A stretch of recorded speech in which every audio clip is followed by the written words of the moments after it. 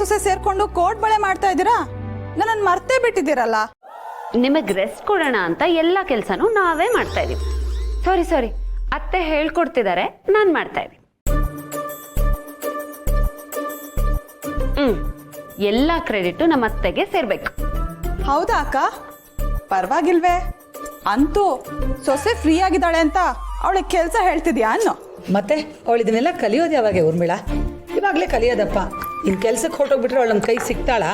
ಅದಕ್ಕೆ ಇರೋ ಸಮಯನ ಬಳಸ್ಕೋಬೇಕು ನೋಡು, ಅದಕ್ಕೆ ಹೇಳ್ಕೊಡ್ತಾ ಇದ್ದೀವಿ. ಹಾ ಅಕ್ಕ, ಗೊತ್ತಾಗ್ತಾ ಇದೆ. ನಮ್ಮ ಅಕ್ಕಂಗೆ ತಂಗಿ ಜೊತೆ ಸಮಯ ಕಳೆಯೋದಕ್ಕಿಂತ ಸೊಸೆ ಜೊತೆ ಸಮಯ ಕಳೆದ ಇಷ್ಟ ಆಗ್ತಿದೆ ಅಂತ. ನೋಡು ಹೆಂಗೆ ಹೇಳ್ತೇವೆ. ಸಾಕು ಸುಮ್ಮನೆ. ಹಾಗಲ್ವೇ ಊರ್ಮಿ, ನಾನು ನೀನು ಮನೇಲಿ ಜೊತೆಯಾಗೇ ಇರ್ತೀವಿ. ಆದ್ರೆ ಇವಳು ಡ್ಯೂಟಿಗೆ ಹೋಗ್ಬಿಟ್ರೆ ನಮ್ಮ ಕೈ ಸಿಗ್ತಾಳೆ ಹೇಳು? ಇಲ್ಲ ತಾನೇ? ಅದಕ್ಕೆ ಎಲ್ಲ ಹೇಳ್ಕೊಡ್ತಾ ಇದ್ದೀನಿ. ನಿಜ ಅತ್ತೆ, ಒಂದೊಂದ್ಸತಿ ನನಗೆ ಬೇಜಾರಾಗುತ್ತೆ ಈ ಕೆಲಸ ಪ್ರೆಷರ್ಗಳ ಮಧ್ಯೆ ಮನೆ ಮಿಸ್ ಮಾಡ್ಕೋತಿದ್ದೀನಿ ಅಂತ. ಈಗ ಮತ್ತೆ ಅತ್ತೆಯಿಂದ ಆ ಫೀಲ್ ಸಿಗ್ತಾ ಇದೆ. ಅಪ್ಪ, ಈ ಅತ್ತೆ ಸೊಸೆ ಪ್ರೀತಿ ಮೇಲೆ ಯಾರ್ ಕೆಟ್ಟ ಕಣ್ಣು ಬೀಳ್ದೆ ಇರ್ಲಪ್ಪ ದೇವ್ರೆ.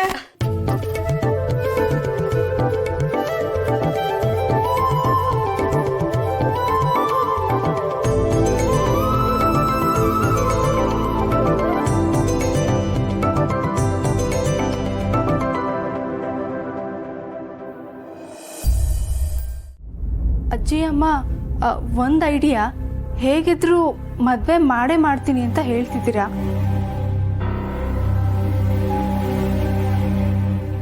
ನಾನು ಮನೆಗೆ ಫೋನ್ ಮಾಡಿ ಅಪ್ಪ ಅಮ್ಮನ ಹತ್ರ ಮದುವೆಗೆ ದುಡ್ಡು ಕೇಳಲ್ಲ? ಹೇಗಿದ್ರು ಮದುವೆ ಅಂದರೆ ಹೆಣ್ಣಿನ ಮನೆಯವ್ರು ತಾನೇ ಮಾಡಿಕೊಡ್ಬೇಕು. ಈ ಕೂಬೆ ಒಬ್ಳು ಅವಾಗ ಡಬ್ಬ ಐಡಿಯಾ ಕೊಡ್ತಿರ್ತಾಳೆ. ಮದುವೆ ಆಗಕ್ಕೆ ತುದಿಗಾಲಲ್ಲಿ ನಿಂತಿರ್ತಾಳೆ. ಹ್ಞೂ ಅಜ್ಜಿ, ಎಲ್ಲ ಖರ್ಚನ್ನು ಮಾವನೇ ಹಾಕೊಂಡು ಮದುವೆ ಮಾಡಬೇಕು ಅಂತ ಏನು ರೂಲ್ಸು?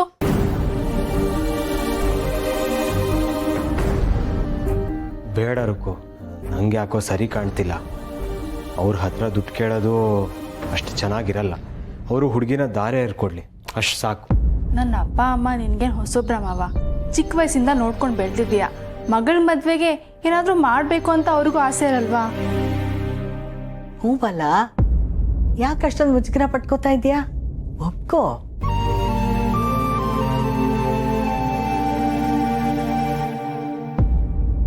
ಇಲ್ಲ ಅಜ್ಜಿ, ಬೇಕಾದ್ರೆ ಸಾಲ ಅಂತಾನೆ ಇಸ್ಕೊಳ್ಳೋಣ ಅಳಿಯಂದ್ರೆ, ಆಮೇಲೆ ತೀರ್ಸಿದ್ರಾಯ್ತು.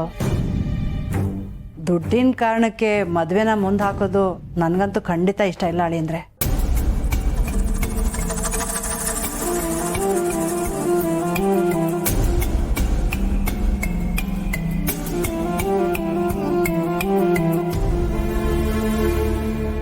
ಸರಿ ಆಯ್ತು.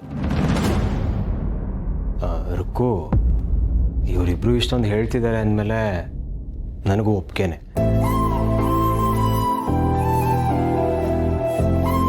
ಅತ್ತೆ ಮಾವ ಹತ್ರ ಕೇಳೋಣ.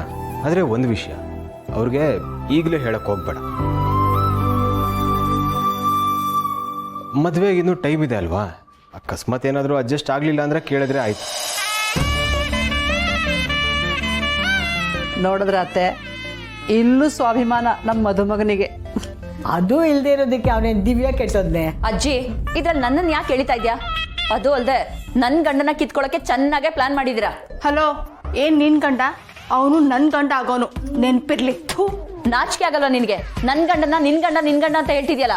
ಏಯ್, ನಾಲ್ಗೆ ಬಿಗಿ ಹಿಡ್ದು ಮಾತಾಡೋ. ನೀನು ನನ್ನ ಹೆಂಡತಿ ಆಗೋಳ ಹತ್ರ ಮಾತಾಡ್ತಿದ್ಯಾ ಅನ್ನೋದನ್ನ ಮರಿಬೇಡ.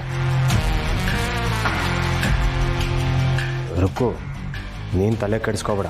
ದೇವಲೋಕ ನೋಡಿ ನಾಯಿಗಳು ಬೊಗಳಿದ್ರೆ ದೇವಲೋಕ ಏನು ಹಾಳಾಗಲ್ಲ. ನೀನು ಆರಾಮಾಗಿರು. ಸರಿಯಾಗಿ ಹೇಳ್ದೆ ನೋಡು ಬಾಲ. ಆದರೆ ಅಜ್ಜಿ, ನಾನು ಈ ಸ್ಕ್ಯಾಮ್ ಬಗ್ಗೆನೇ ಆಗ್ಲಿಂದ ಯೋಚನೆ ಮಾಡ್ತಾ ಇದ್ದೀನಿ. ಹಂಗೀಗಾಗಿದೆ ಸರಿ, ಆದರೆ ಇನ್ನೂ ತೀರಾ ಬಡವ್ರಿಗೆ ಏನಾದರೂ ಆಗಿದ್ರೆ ಏನು ಕತೆ? ಇಲ್ಲ, ಇದಕ್ಕೇನಾದರೂ ಮಾಡಲೇಬೇಕು.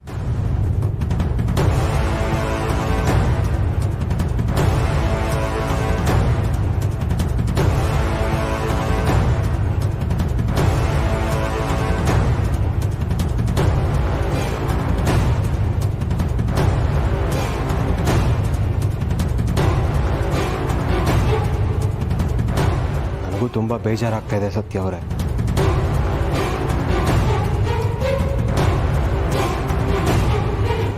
ಕಷ್ಟಪಟ್ಟು ದುಡ್ದಿರೋ ಹಣ ಈಗೆಲ್ಲ ಸ್ಕ್ಯಾಮ್ ಆಗಿಬಿಟ್ರೆ ಹೇಗೆ ತಡ್ಕೋಬೇಕು ಹೇಳಿ?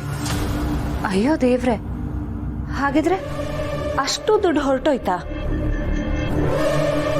ಈ ಅಮ್ಮಾಟೆಗೆ ಸ್ವಲ್ಪನೂ ಬುದ್ಧಿ ಇಲ್ಲ ನೋಡಿ. ಇಂಥ ಸ್ಕ್ಯಾಮ್ಗಳ ಬಗ್ಗೆ ಟಿವಿಲಿ ಪೇಪರಲ್ಲೆಲ್ಲ ಬರ್ತಿದೆ, ಆದರೂ ಹೀಗೆ ಮಾಡ್ಕೊಂಡಿದ್ದಾನಲ್ಲ. ನಮಗೇನೋ ಸ್ವಲ್ಪ ಪರಿಸ್ಥಿತಿ ಪರವಾಗಿಲ್ಲ, ಆದರೆ ನಮಗಿಂತ ಬಡವ್ರಿಗೆ ಈ ಥರ ಆಗ್ಬಿಟ್ರೆ ಏನು ಗತಿ ಅಂತ. ಭಾವ, ಏನು ಯೋಚನೆ ಮಾಡಬೇಡಿ, ನಿಮ್ಮ ದುಡ್ಡು ನಿಮಗೆ ಸಿಗುತ್ತೆ, ನಾನು ನೋಡ್ಕೋತೀನಿ.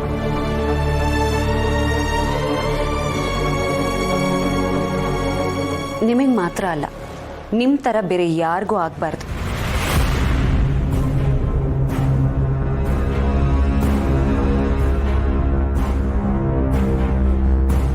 ಆ ಥರ ಏನಾದರೂ ಯೋಚನೆ ಮಾಡ್ತೀನಿ, ನೋಡೋಣ. ಥ್ಯಾಂಕ್ಸ್ ಸತ್ಯ ಅವರೇ. ಆದರೆ ಈಗ ನೀವು ಸಸ್ಪೆನ್ಷನಲ್ಲಿ ಇದ್ದೀರಲ್ಲ? ಅದನ್ನು ನಾನು ನೋಡ್ಕೋತೀನಿ. ನಿಮಗೆ ಮದುವೆಗೆ ಏನಾದರೂ ಸಹಾಯ ಬೇಕಿದ್ರೆ ಖಂಡಿತ ಕೇಳಿ. ಥ್ಯಾಂಕ್ ಯು ಸತ್ಯ ಅವರೇ. ಸತ್ಯ, ಮದ್ವೆಗೆ ಖಂಡಿತ ಬರ್ಬೇಕು ಕಣೆ, ಮನೆಗೆ ಬಂದು ಕರಿತೀವಿ. ಓಕೆ ಗಿರ್ಜಮ್ಮ.